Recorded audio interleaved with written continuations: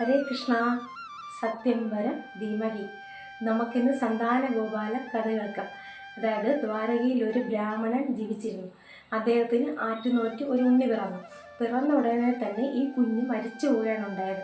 അപ്പോൾ ഈ കുഞ്ഞിൻ്റെ ശവശരീരത്തെ എടുത്തുകൊണ്ട് ഈ ബ്രാഹ്മണൻ കൃഷ്ണ ഭഗവാന്റെ കൊട്ടാര വാതിൽക്കലിൽ വന്നിട്ട് ഉറക്കെ വിലപിക്കുകയാണ്.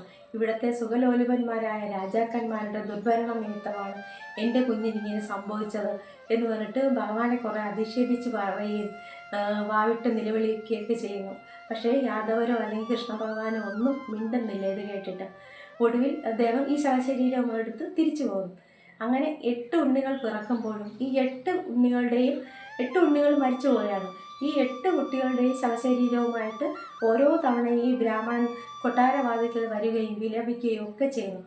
ഒടുവിൽ 9ാമത്തെ ഉണ്ണി പിറക്കുമ്പോൾ ഇതുപോലെ ഈ കുഞ്ഞ് മരിക്കുന്നു. ഈ കുഞ്ഞിൻ്റെ ശവശരീരവും എടുത്ത് ഈ ബ്രാഹ്മണൻ ഈ കൊട്ടാരവാതിക്കൽ വരുമ്പോൾ ആ സമയത്ത് ഭഗവാനോടൊപ്പം അർജുനനും അവിടെ ഉണ്ടായിരിക്കും. അപ്പോൾ അർജുനന് അത്ഭുതം, എന്തുകൊണ്ടാണ് ഇവരാരും ഒന്നും മിണ്ടാത്തത് എന്ന് ചോദിക്കുമ്പോൾ ആ സമയത്ത് ബലരാമസ്വാമിയോ കൃഷ്ണ ഭഗവാനോ ഒന്നും മിണ്ടുന്നില്ല. ഉടനെ തന്നെ അർജുനൻ ആ ബ്രാഹ്മണനോട് പറയുന്നു, നിങ്ങളുടെ ഇനി അടുത്ത തവണ തൻ്റെ പത്നി ഗർഭിണിയാകുമ്പോൾ എന്നെ അറിയിക്കും, ഞാൻ ആ കുഞ്ഞിനെ രക്ഷിക്കാം എന്ന് പറയുന്നു. അപ്പോൾ ബ്രാഹ്മണൻ പറയും, ഈ കൃഷ്ണ ഭഗവാനോ അല്ലെങ്കിൽ ബലരാമനോ ഒന്നും സാധിക്കാത്ത കാര്യം തങ്ങൾക്ക് എങ്ങനെയാണ് സാധിക്കുക എന്ന് ബ്രാഹ്മണൻ ചോദിക്കുമ്പോൾ അർജുനൻ പറയുന്നു, എന്നെ അറിയില്ല എന്നുണ്ടോ? ഞാൻ വില്ലാളി വീരനായ അർജുനനാണ്, ഗാന്ധീവധാരിയും കൂടിയാണ്. എന്നെക്കുറിച്ച് നിങ്ങൾക്ക് അറിയില്ലേ? ഭഗവാന്റെ അതായത് മഹാദേവൻ്റെ കയ്യിൽ നിന്ന് പാശുപതാസ്ത്രം ഞാൻ വരമായി പ്രീതിപ്പെടുത്തി വാങ്ങിയിട്ടുണ്ട് എന്ന് പറയുന്നു. അപ്പോൾ എന്നിട്ടും ഈ ബ്രാഹ്മണന് അത്ര വിശ്വാസം പോരാ.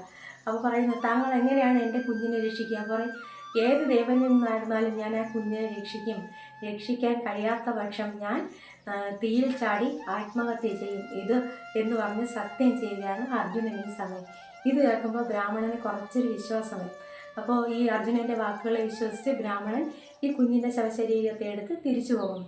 10ാം തവണയും ബ്രാഹ്മണ പത്നി ഗർഭിണിയാവുന്ന സമയത്ത്, അതായത് പ്രസവ സമയം അടുക്കുമ്പോൾ ഈ ബ്രാഹ്മണൻ അർജുനൻ്റെ അടുത്ത് വന്ന് പറയുന്നുണ്ട്, എൻ്റെ ഭാര്യയെ പ്രസവിക്കാൻ പോകണു, എന്നെ വന്ന് സഹായിക്കൂ എന്ന് പറയുന്നു. ഉടനെ തന്നെ അർജുനൻ അമ്പും വില്ലും ഒക്കെ എടുത്ത് ചാടി അങ്ങ് പുറപ്പെടുകയാണ് ആ കുഞ്ഞിനെ രക്ഷിക്കാനായിട്ട്. എന്നിട്ട് ഈ സുതികാഗ്രഹത്തിൻ്റെ ചുറ്റും വില്ല് കൊണ്ടൊരു കൂടാരം ഉണ്ടാക്കുന്നു. അതായത് ഒരു ഈച്ചയ്ക്ക് പോലും അതിനകത്തേക്ക് കടക്കാൻ സാധ്യമല്ലാത്ത വിധം എങ്ങനെ ഈ കുട്ടിയെ രക്ഷിക്കണം എന്ന ഉദ്ദേശത്തോടുകൂടി ഈ വില്ല് കൊണ്ട് ഒരു കൂടാരം നിർമ്മിക്കുന്നു. ഒടുവിലെന്താ, 10ാമത്തെ കുഞ്ഞ് പിറന്നിട്ട് കുഞ്ഞിൻ്റെ കരച്ചിൽ മാത്രമേ കേട്ടുള്ളൂ. അത് ഉടലോടെ അങ്ങ് ആകാശത്തേക്ക് പൊങ്ങിപ്പോവുകയാണ് ചെയ്തത്. ഇത് കണ്ട ബ്രാഹ്മണൻ നോക്കുമ്പോൾ കുഞ്ഞിൻ്റെ ശവശരീരം പോലും കാണാനില്ല. നേരത്തെ ആണെങ്കിൽ ശവശരീരമെങ്കിലും ഉണ്ടായിരുന്നല്ലോ, ഇപ്പോൾ അതും കാണാനില്ല. ഉടനെ തന്നെ ബ്രാഹ്മണൻ അദ്ദേഹത്തിൻ്റെ കോപാഗ്നിങ്ങനെ കത്തി ജ്വലിക്കുകയാണ്. അദ്ദേഹം അർജുനനെ കുറേ തെറി പറയുന്നുണ്ട്. ആണും പെണ്ണും കേട്ട നിൻ്റെ വാക്കുകൾ വിശ്വസിച്ചത് കൊണ്ടാണ് എനിക്ക് ഈ അബദ്ധം പറ്റിയത്. നേരത്തെ എൻ്റെ കുഞ്ഞുങ്ങളുടെ ശവശരീരമെങ്കിലും എനിക്ക് കാണാൻ സാധിച്ചു, ഇപ്പോഴും അതും കൂടെ കാണാൻ സാധിച്ചില്ല. നീ പറഞ്ഞതുപോലെ നീ പോയി തീയിൽ ചാടി നിൻ്റെ ആ ജീവൻ ഉപേക്ഷിക്കൂ എന്ന് ബ്രാഹ്മണൻ പറയുന്നു. ഇത് കേട്ട അർജുനൻ തൻ്റെ യോഗസിദ്ധി കൊണ്ട് യമലോകത്തും പാതാളത്തിലും സ്വർഗത്തും ഒക്കെ ഈ ബ്രാഹ്മണ കുഞ്ഞിനെ അന്വേഷിക്കുന്നു. പക്ഷേ ഒരു സ്ഥലത്തും കാണാൻ പറ്റുന്നില്ല. ഒടുവിലെന്താ, ശപഥം ചെയ്തതുപോലെ തന്നെ തീയിൽ ചാടാമെന്ന് ഉദ്ദേശിച്ചിട്ട് അഗ്നേയാസ്ത്രം കൊണ്ട് കുണ്ടമുണ്ടാക്കി അതിലേക്ക് ചാടാനായി തുടങ്ങുന്ന സമയത്ത് ആ കരുണാമൂർത്തിയായ ഭഗവാൻ വന്ന് അർജുനൻ്റെ കയ്യിൽ പിടിക്കുന്നു. എന്നിട്ട് ചോദിക്കുന്നു, നീ എന്താണ് കാണിക്കുന്നത് പാർത്ഥ? ആത്മാവിനെ ഇങ്ങനെ നിന്ദിക്കാൻ പാടില്ല. ആ ബ്രാഹ്മണ കുട്ടികളെ ഞാൻ കാണിച്ചു തരാം, നീ എൻ്റെ ഒപ്പം വരൂ എന്ന് അർജുനനെ വിളിച്ച് ഭഗവാൻ തൻ്റെ ദിവ്യരഥത്തിൽ അർജുനനെയും കൊണ്ട് പടിഞ്ഞാറേ ദിക്കിലേക്ക് പുറപ്പെട്ടു എന്നാണ് ഭാഗവതം പറയുന്നത്. 7 പർവ്വതങ്ങളും 7 ദ്വീപുകളും 7 സമുദ്രങ്ങളും ഒക്കെ കടന്ന് നമ്മുടെ ഈ പ്രപഞ്ചത്തിൻ്റെ അതിരെന്നറിയപ്പെടുന്ന ലോകാലോക പർവ്വതവും കൂടെ കഴിയുമ്പോൾ ആകെ കൂരിരുട്ടാകുന്നു. ഈ രഥത്തിലെ കുതിരകൾക്ക് കണ്ണു കാണാൻ പോലും സാധിച്ചിരുന്നില്ല, അത്രയ്ക്ക് ഇരുട്ടായിരുന്നു. ഒടുവിൽ ഭഗവാൻ തൻ്റെ സുദർശന ചക്രത്തെ എടുത്തുയർത്തുകയും അവിടെ ആ പ്രഭാപൂരത്തിൽ ആ കുതിരകൾ സഞ്ചരിക്കുകയും ചെയ്യുന്നു. പക്ഷേ ഈ സമയത്ത് അർജുനന് ആ ചക്രത്തിൻ്റെ പ്രഭ കാരണം കണ്ണ് തുറന്നു പിടിക്കാൻ കഴിഞ്ഞില്ല എന്നാണ് പറയുന്നത്. ഒടുവിൽ അർജുനൻ കണ്ണ് തുറന്ന് നോക്കുന്ന സമയത്ത് കാറ്റേറ്റ് ആ തിരമാലകൾ ഉയർന്നു പൊങ്ങുന്ന 1000 കല്ലുകൾ, രത്നക്കല്ലുകൾ കൊണ്ട് നിർമ്മിച്ച വൈകുണ്ഠലോകം. അവിടെയോ ശാന്താകാരം ഭുജഗശയനം പത്മനാഭം സുരേശം വിശ്വാധാരം ഗഗനസദൃശം മേഘവർണം ശുഭാംഗം ലക്ഷ്മീകാന്തം കമലനയനം യോഗിഹൃദ്യാനഗമ്യം വന്ദേ വിഷ്ണും ഭവഭയകരം സർവലോകൈകനാഥം. അല്ലേ, ഇത് നമ്മുടെ സ്ഥിരം നിത്യമുള്ള ഒരു പ്രാർത്ഥനയാണ്.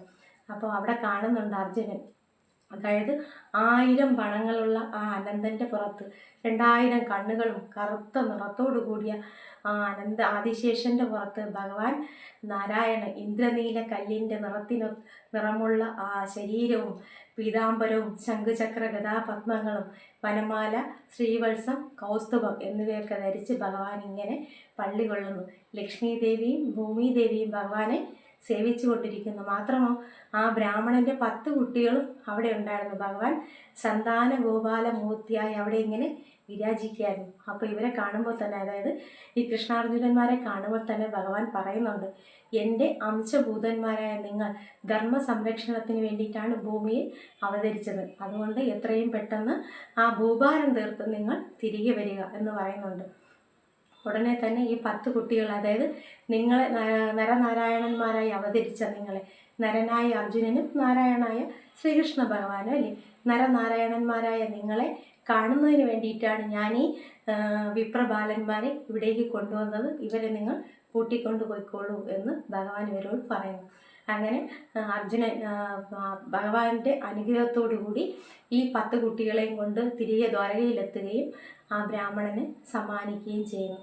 അല്ലേ, എന്ത് അഭീഷ്ടങ്ങൾ സാധിച്ചു തരുന്ന കരുണാമൂർത്തിയായ ആ ഭഗവാന്റെ ഒരു ലീലയായിരുന്നു. മാത്രമല്ല ഈ കഥയിലൊരു പാഠം എന്ന് പറഞ്ഞാൽ അർജുനന് കുറച്ചൊരു അഹങ്കാരം ഉണ്ടായിരുന്നു. ഭഗവാൻ അവിടെ ഇരിക്കുന്ന സമയത്താണ് ഞാൻ രക്ഷിച്ചോളാം, എന്നെ അറിയില്ലേ, ഞാൻ വില്ലാളി വീരനാണ് എന്നൊക്കെ അർജുനൻ ഇങ്ങനെ വലിയ വാദങ്ങളൊക്കെ പറഞ്ഞിട്ട് ഭഗവാനോട് പോലും ഒരു വാക്ക് ചോദിക്കാതെ ആ ബ്രാഹ്മണന് വാക്ക് കൊടുത്തതും ശബ്ദം ചെയ്യുന്നതും ഒക്കെ. അപ്പോൾ അർജുനൻ്റെ ചെറിയ ഒരു അഹങ്കാരത്തെ ഒന്ന് ശമിപ്പിക്കുക എന്നുള്ളൊരു ഉദ്ദേശവും ഭഗവാൻ ഉണ്ടായിരുന്നു. മാത്രമല്ല ഈ അർജുനനെ കൊണ്ട് വൈകുണ്ഠ ലോകം കാണിക്കണം എന്നൊരാഗ്രഹവും ഭഗവാൻ ശ്രീകൃഷ്ണനുണ്ടായിരുന്നു. ഒരിത്തിരിയെങ്കിലും അഹങ്കാരമുള്ളവർക്ക് വൈകുണ്ഠത്തിൽ എത്താൻ പറ്റില്ല. അതുപോലെ അത് നമുക്കും കൂടെയുള്ള പാടാണ് കേട്ടോ. കാരണം എന്ന് വെച്ചാൽ നമുക്കൊരിത്തിരി അഹങ്കാരം ഉണ്ടെങ്കിൽ ഭഗവാന്റെ ആ പാദത്തിൽ പോയി ചേരാൻ നമുക്ക് ഒരിക്കലും സാധിക്കില്ല. ഇതാണ് സന്താനം ഗോപാലൻ കഥ. അപ്പോൾ എല്ലാവർക്കും ഭഗവാന്റെ അനുഗ്രഹം ഉണ്ടാകട്ടെ എന്ന് പ്രാർത്ഥിക്കുന്നു. ഹരേ കൃഷ്ണ. സത്യം വരം ധീമഹി.